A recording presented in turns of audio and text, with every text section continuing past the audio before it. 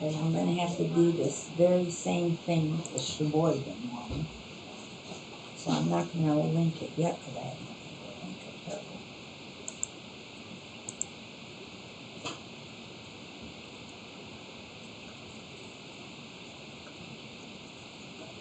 Okay.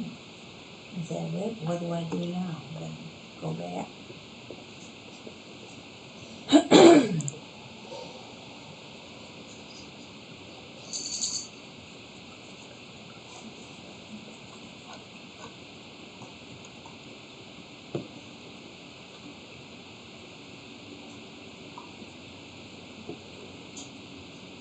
Oh, look about it. What's all this? There's the virus information. Virus alert! Something before someone gets hurt. For this message to everybody. For this message to everybody. Virus alert. Do you know? Tell everyone before someone gets hurt. For this message to everybody. For this message to everybody. Forward this message to everybody that you know. 'Cause it's a virus alert. Give me a message before someone gets hurt. Message to everybody. Forward.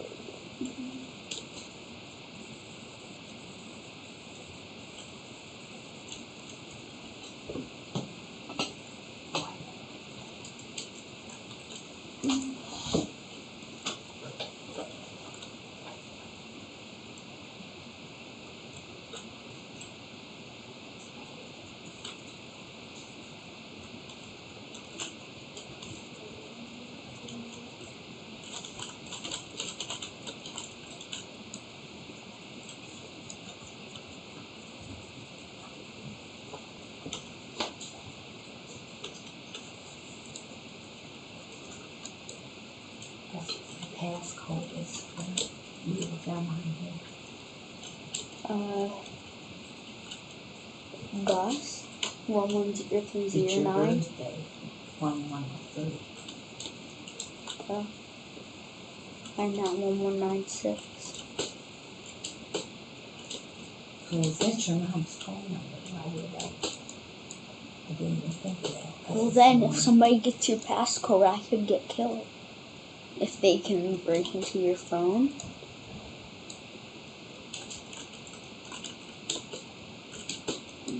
That'd be scary, Hoagie. Do you want me to get killed? No. Well, I'm going to now because that's your passcode. What? You don't understand, about? Hero? No, I don't. Boomer. What does my passcode have to do with it? I don't know. It's not like it's my birthday. What does it have to do with me? Nothing, but that's just a passcode. That's it.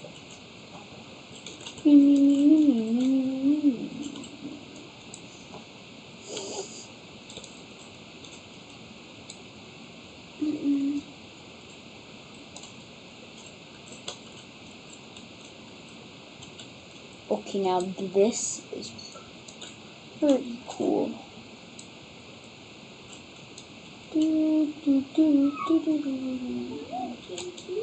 Shush. Please. Very seldom does anything. Yeah, he does. He hurts innocent little children. Like me.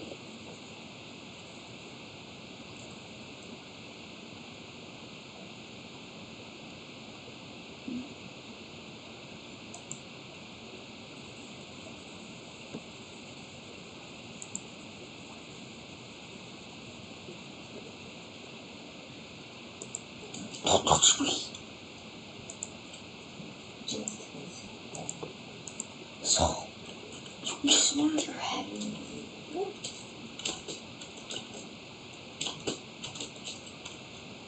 I'm just a kid that's short. Each day I grow some more. I'll share with you. I'm Caillou. Growing up is not so tough, except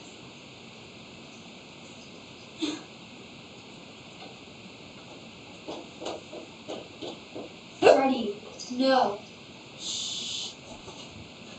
What is Freddie doing? No. Bye. Love you too.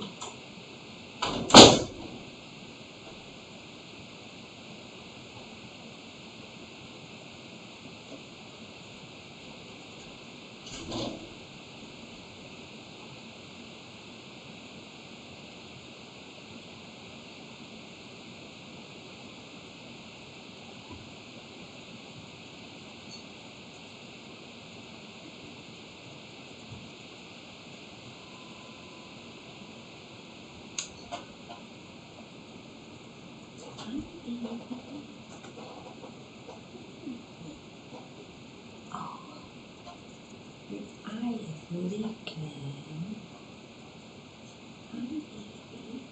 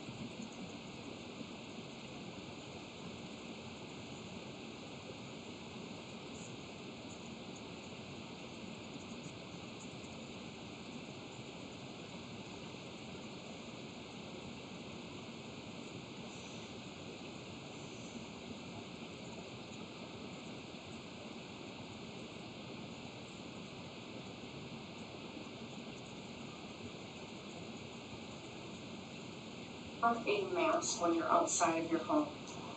Masks can reduce the chance of spreading COVID by 70% or greater if both people are home staff.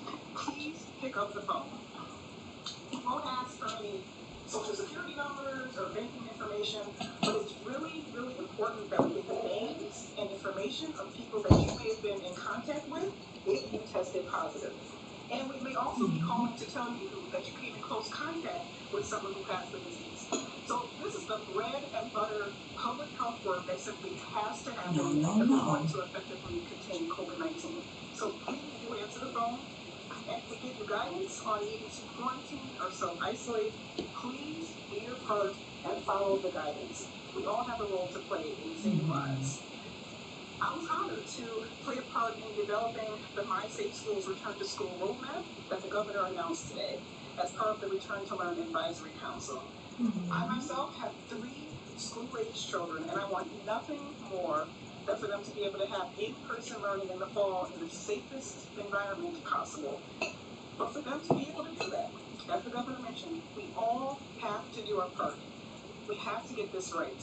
Just one person can spread the disease to many more. The disease can spread like wildfire in our communities. And what we saw happen in the spring, when our hospitals were at capacity and deaths were high, is something that none of us wants. But we still have time to avoid a surge in cases. So I implore everyone again to please take this seriously. Wear your mask, socially distance, and be responsible. We still have a long road ahead of us in fighting COVID-19, and we must remain vigilant. With that, I will turn it over to Tanya Allen.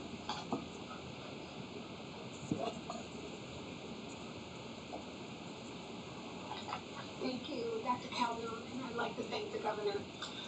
Good afternoon, my name is Tanya Allen. I serve as the president and CEO of the Skillman Foundation, which awards grants to nonprofits and schools on behalf of children. And I have the privilege of serving the governor and the citizens of the great state of Michigan by chairing the Michigan Return to School Advisory Council.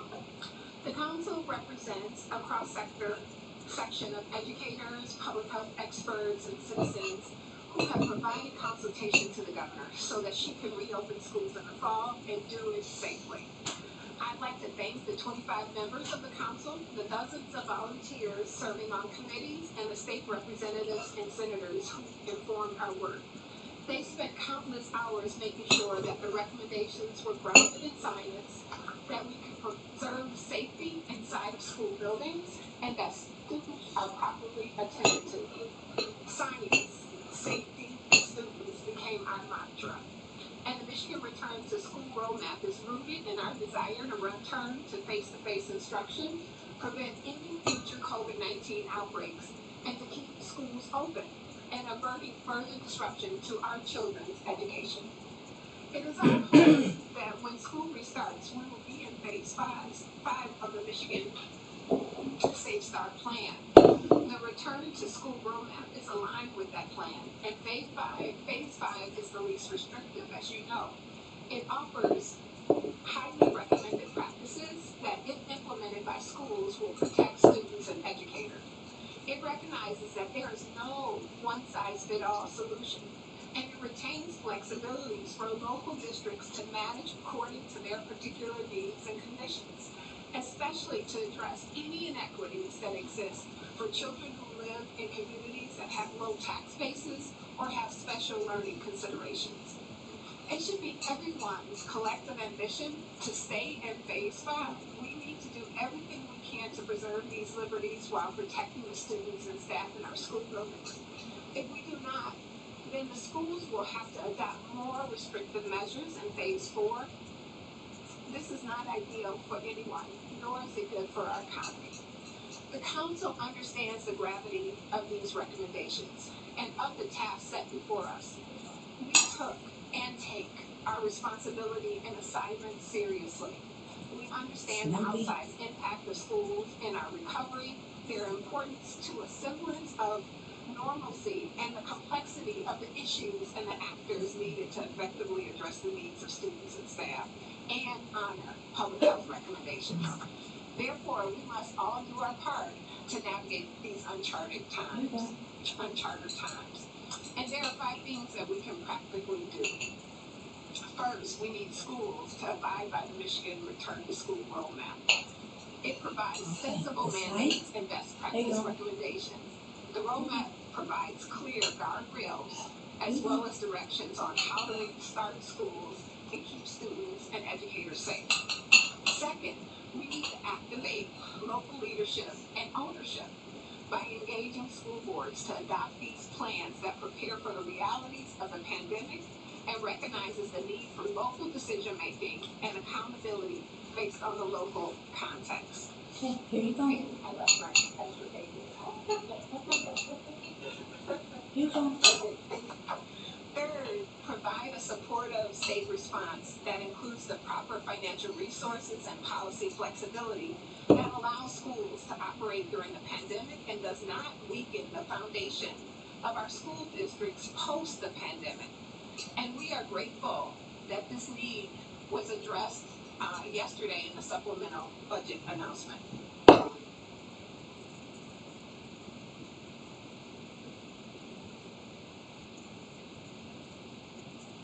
And we are asking more of educators in this moment because the circumstances require it.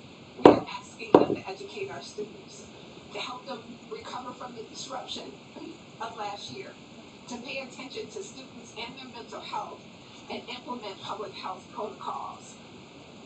And lastly, we need all Michiganders to unify and answer to a higher calling expressly to support our children and youth.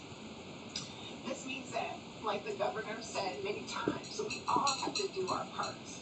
We cannot afford to be divided or politicized. We need everyone to pitch in. And there are lots of ways for us to do it. For example, we, the community, can include PPE and thermometers in our school donations to support schools. And we, the parents, can commit to check our children's temperatures daily and keep them home if they are symptomatic.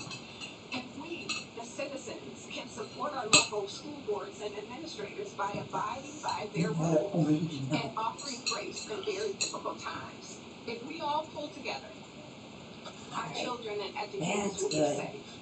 If we all pull together, our schools and school children will thrive and be strong. If we all pull together, our state will be resilient with an eye towards the future. If we remove the if, and if we just pull together, All out done. of necessity All and done. out of choice, we All will done. return to school safely. All And now done. I'm going to turn it Good over to boy. our Good president of boy. Michigan Education Association. Good boy.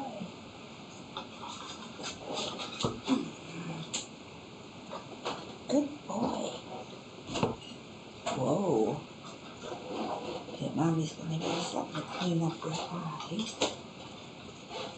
Good afternoon. My name is Paula Herlov, and I'm the president of the Michigan Education Association, the state's largest school employee union. I appreciate being invited here today and for being included in the council's critical work. Throughout the pandemic, Governor Whitmer and her administration have actively engaged with frontline educators to get input about important decisions. I am pleased that has continued through this council's discussions, with several educators serving as important voices in this group. Just as we needed the expertise of public health officials during the crisis, the expertise of Michigan's educators must be part of any successful return to in-person learning this fall. In developing the minimum guidelines being presented today, members of this council were united in 2 key beliefs. First, that we are dedicated to protecting the health and well-being of Michigan students, families, and school employees. And second, that returning to in-person learning was important for our students, academically, physically, and emotionally. We recognize that accomplishing both those things will not be easy and will require sacrifice. While today's minimum steps provide a roadmap back to in-person learning, things are not, quote, returning to normal. It will not be perfect. There will be curves in the road ahead. our students and the educators who serve them the greatest measure of clarity and consistency we can manage in an unprecedented situation. In May, MEA received 15,000 survey responses from all of its members who said in large majorities that we need a clear, consistent, and transparent standard for how to operate amidst the pandemic. That we need decisions about safety measures to be based on advice from health professionals.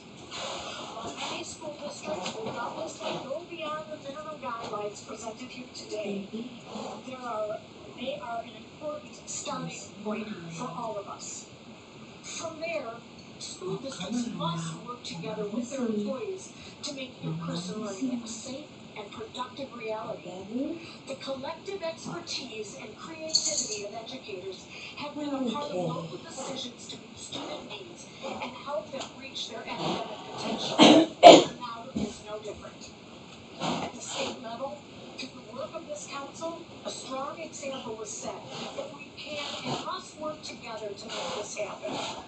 Now, at the local level, we must build on that example.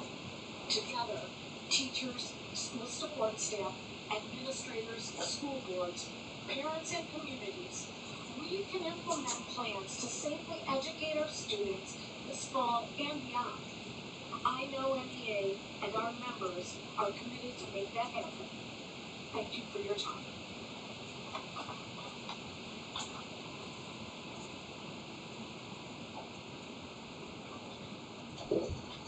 Whoa, that was pretty tricky, mister. Hello, my name is Nikki Britton, and I am the health officer for the Berrien County Health Department. It has been an honor to represent Berrien County as well as health officers across the state of Michigan as part of the Return to Schools Advisory Council.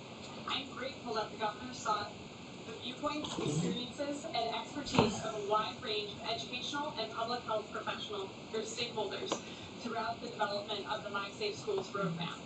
It is only with diverse voices and divergent opinions at the table that we can make the best decisions for the collective health of our great state.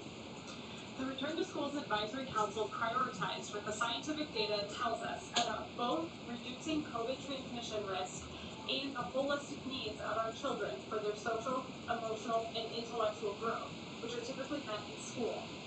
This led the council to prioritize face-to-face instruction for the upcoming school year, while taking measures to reduce the risk of COVID-19 transmission, protecting both staff and students. Many facets of potential mitigation strategies were thought through from all areas of impact, including health, financial, developmental, educational quality, feasibility, and community acceptance.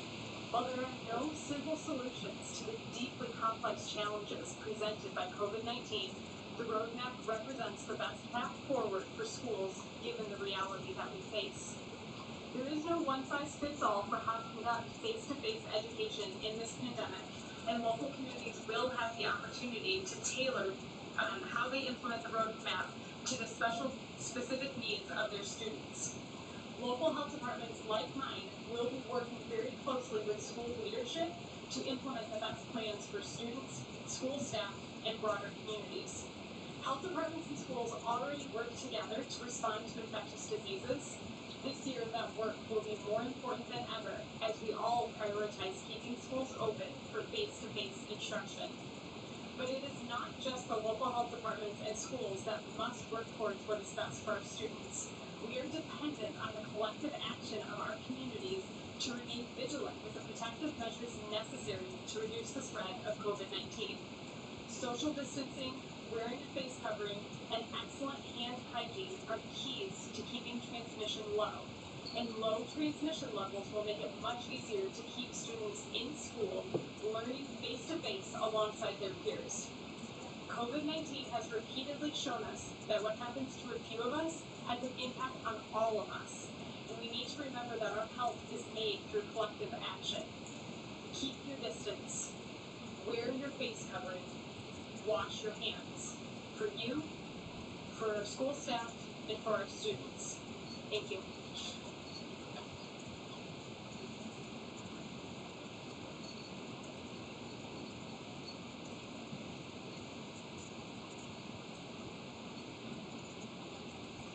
Hello, good morning. My name is Dominic Gonzalez. I'm a student in Detroit Public Schools Community District. And as a student, been having meaningful conversations with many educators and students around me surrounding the importance of returning to school in the upcoming months. I do believe it is a great sacrifice that students and teachers will make by practicing safe procedures and safe measures to ensure a safe environment for all students to learn.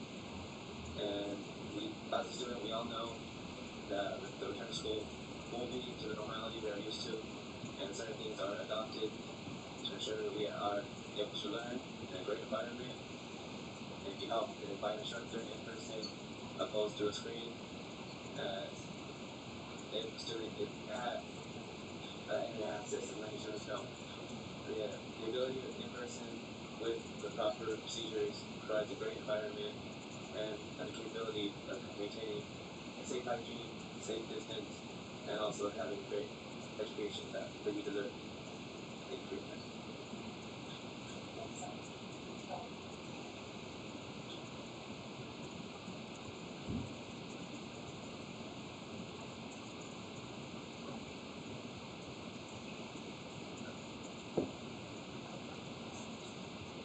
Good afternoon. My name is Dr. Robert Schinger, Superintendent for the Rochester Community School District. We quite often talk about a compelling why.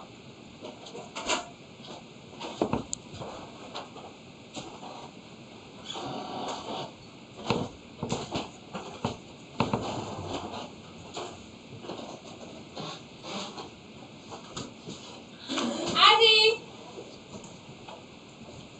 Where is he? He's right here. I thought he was in the bedroom. So you haven't even tried to wake him up yet. Oscar, you want some ice cream?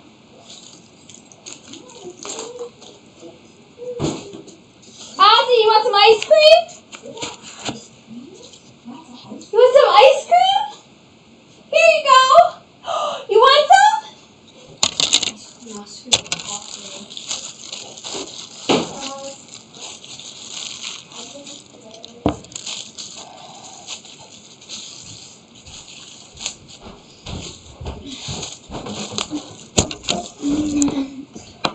So it's still nice and frozen.